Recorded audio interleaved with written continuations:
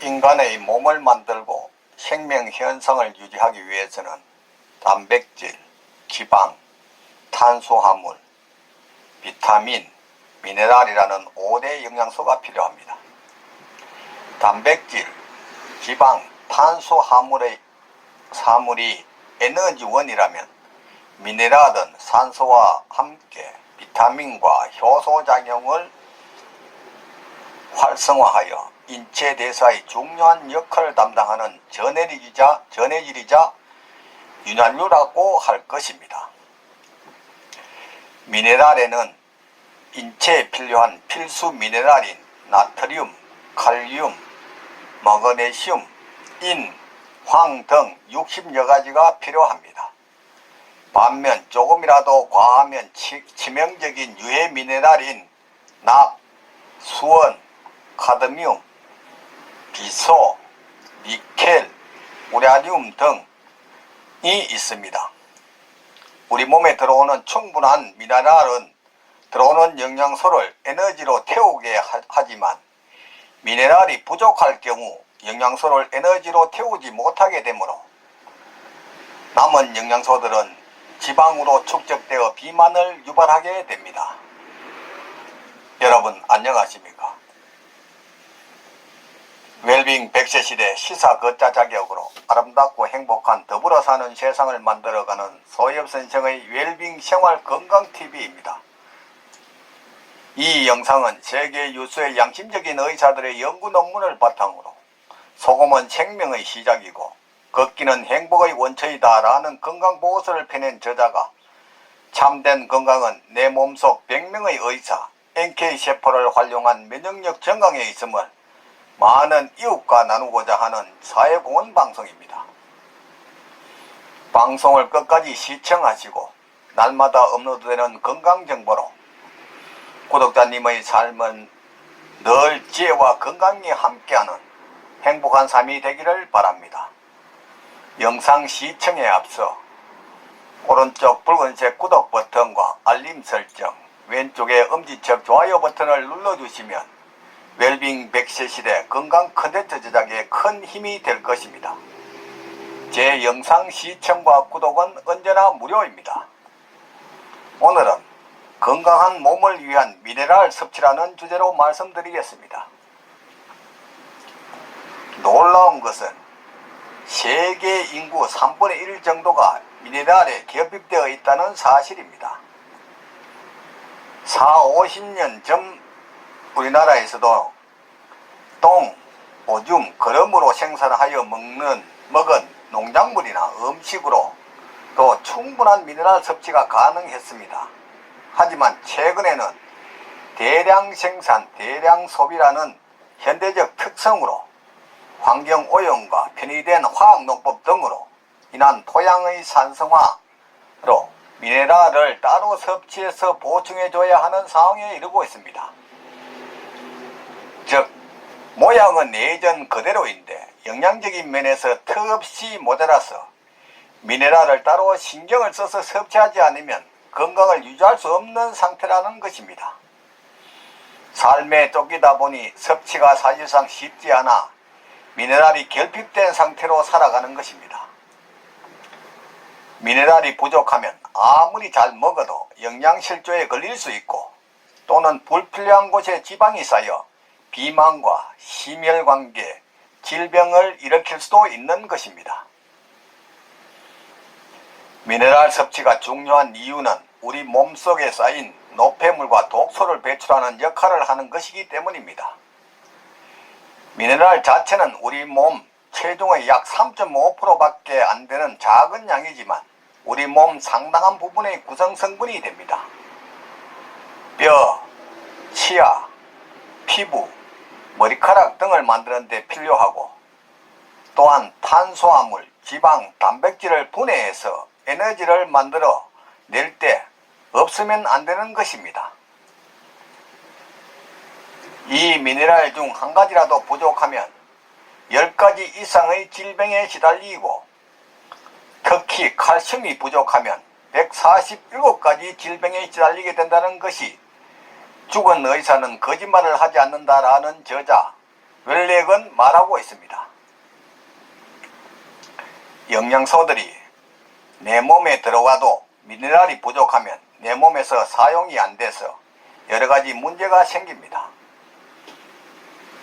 우리 몸에 필요한 60가지 미네랄은 필수적인 영양소이기 때문에 잘 섭취하면 내 몸에 쌓여있는 중금속, 독소와 노폐물, 당을 충분히 흡착 배출합니다.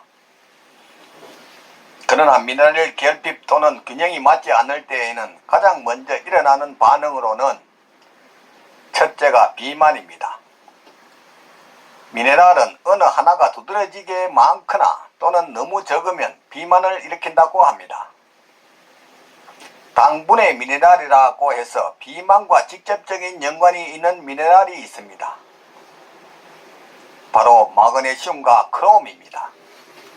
이 미네랄은 인슐린이 제대로 일을 할 수 있게 도움을 줘 당 분해에 큰 역할을 합니다. 또한 부족할 경우에는 에너지로 사용하기 힘들어지고 지방이 쉽게 쌓여 살이 찌는 유형이 될 수 있는 것입니다. 두 번째는 만성 피로입니다. 아침마다 일어나기 힘들고 오전 내내 잠이 깨지 않고 기운이 빠진다 라든지 잠을 자도 계속 졸린다든지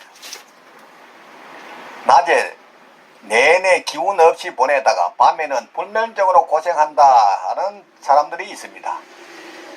이 같은 증상이 보인다면 만성 피로라고 의심해 볼 수 있습니다.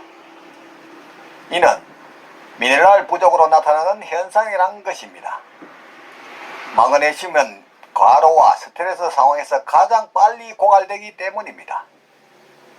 피곤하거나 스트레스를 받으면 안정시키기 위해 아드레날린이라는 호르몬이 분비되는데 이는 스트레스에 대응하는 호르몬으로 스트레스 상황 시 제때 분비되어야 합니다. 아드레날린이 사용될 때 꼭 필요한 게 마그네슘입니다. 마그네슘은 부족하면 근육이 긴장되어 눈떨림이 발생하고 신경도 이완이 되지 않아 늘 긴장 상태로 갖게 되어 상시 스트레스 상태가 되는 것입니다. 결국 피로, 스트레스가 발생하고 아드레날린 분비로 마그네슘 소비가 증가하고 마그네슘이 모자라 근육과 신경은 긴장 상태에 놓이게 되고 다시 피로, 스트레스 이렇게 무한 반복이 되는 것입니다. 그럼 마그네슘에 대해 좀 더 살펴보면 눈꺼풀이 떨리고 신경이 예민해집니다. 근경련, 근육마비나 저림, 눈밑 떨림, 얼굴에 통제할 수 없는 경련이 일어나는 반면 일어나는 안면틱 현상 같은 근육 신경 증상이 나타나면 마그네슘 결핍 가능성이 큽니다.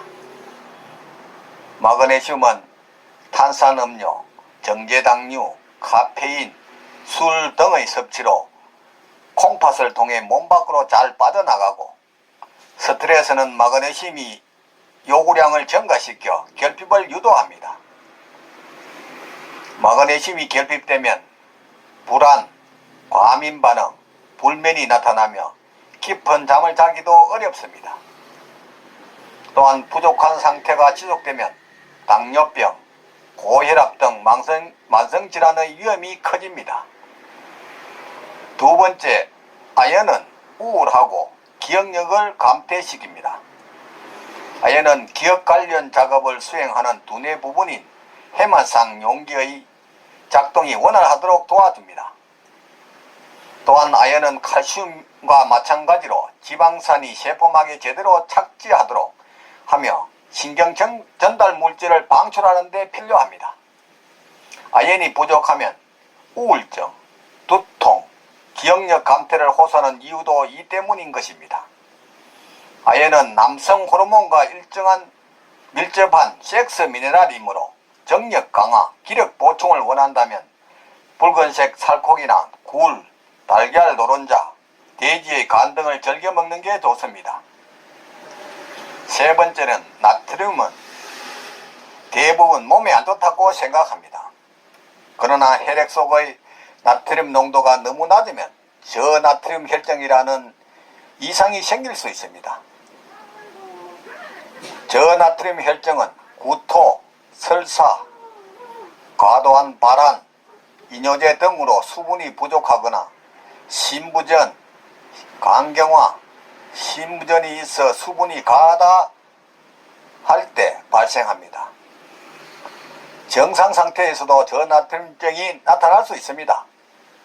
수분량은 정상인데 저나트륨 혈증이 발생됐다면 부신기능부전, 갑상선 기능 저하증, 항이뇨 호르몬 부적절 분비 증후군 때문인 경우가 많습니다. 편식 또는 수분을 많이 섭취할 때 문제가 생깁니다. 특히 노인과 여성에게 심각한 저나트륨 혈증을 유발하는데 이를 예방하는 방법은 마라톤처럼 땀이 많은 운동을 할 때 물만 너무 많이 마시면 급성 저나트륨 혈증이 생길 수 있으니 전해질이 포함된 음료수나 적당량의 소금을 섭취하는 것이 좋습니다. 우리 몸에 필요한 미네랄, 평상시에 필요한 영양소를 음식에서 모두 보충한다는 것은 사실상 어렵습니다. 그럼 미네랄을 조금 더 쉽게 먹는 방법은 하실 것입니다. 혹시 미네랄이 소금에도 있다는 사실을 들어보신 적이 있습니까? 현재 소금은 우리에게 꼭 필요한 물질임에도 불구하고 TV, 종편 등 매스컴에서 저염식을 강조하는 전문의로 인해 오해가 많은 것이 사실입니다. 흔히 소금을 섭취하면 고혈압을 유발하거나 혈압이 더 높아지므로 위험하다, 이런 염려를 하신 분들이 많을 겁니다. 하지만 소금 섭취로 인해서 물을 더 섭취하므로 혈관이 터지는 일은 결코 없습니다. 우리 몸은 산소 결핍 상태를 해결하기 위한 경우가 아니라면 절대로 혈관이 터질 정도로 혈압이 높아지지는 않습니다. 고혈압이 위험한 이유는 뇌출혈이 발생하기 때문인데요. 뇌출혈은 혈압이 높아져 나타나는 현상이지만 소금이나 물 때문이 아니고 뇌세포에 산소가 부족한 것이 본질입니다. 오히려 소금을 섭취하면 물을 더 섭취하므로 혈액이 맑아져 혈압 상승 요인이 줄어듭니다. 이렇게 우리 몸에 유용한 소금은 여러 가지 종류가 있습니다. 하지만 많은 소금 중에서도 미네랄 소금은 따로 있습니다. 바로 용융소금입니다. 용융소금은 일반 소금과 다르게 전 세계 미네랄 함유량이 1위인 우리나라 서해안에서 봄에 생산한 천일염을 1200도씨의 열로 12시간 이상 1~5회 용융해서 간수, 가스, 중금속, 미세 플라스틱 등 불순물과 노폐물을 없애고 활성 미네랄, 유기 미네랄만 남겨 섭취 때 우리 몸에 흡수가 되는 소금입니다. 이 용융 소금은 산성화된 우리 몸을 알칼리화로 만들어주고 신체의 균형을 유지하게끔 해주는 좋은 역할을 합니다. 특히 고알칼리 유기 미네랄 소금인 용융 소금은 칼슘, 마그네슘, 철 등 우리 체내에 필요한 것뿐만 아니라 기본적으로 미네랄을 얻기 위해 섭취했던 식물에도 없는 신체에 좋은 희귀 미네랄이 있다고 합니다. 건강하고 질 좋은 소금으로 미네랄을 섭취하셔서 더욱더 건강하고 행복한 삶이 되기를 바랍니다. 오늘은 건강한 몸을 위한 미네랄 섭취라는 주제로 말씀드렸습니다. 삶에 쫓겨 방치하다시피 한 몸, 병이 와서 소문난 병원이나 유명한 의사가 병을 고쳐줄 것이라 방황하지 말고 미리 내 몸 안에 100명의 의사를 활용한 자연치유력으로 천하보다 소중한 내 생명 건강을 지키시기 바랍니다. 부모, 형제나 친구, 심지어 의사 등 그 누구도 대신 아파주거나 책임져 주지 않습니다. 전문이라는 라이센스의 소금자 눈에 속지 말고 저 넓은 바다가 썩지 않는 이유가 3%의 소금과 파도 때문이듯이 질 좋은 소금 섭취와 걷기 운동으로 면역력을 높여 구독자님의 삶은 늘 건강과 기쁨이 함께 하기를 바랍니다. 오늘은 보람찬 하루였습니다. 내일은 더욱 멋지고 행복한 날이 될 것입니다. 지금까지 웰빙 100세 시대 시사 걷자 자격으로 아름답고 행복한 더불어 사는 세상을 만들어가는 소엽 선생의 웰빙 생활건강TV였습니다. 많은 시청과 이웃에게 권하는 관심과 응원을 부탁드립니다. 감사합니다.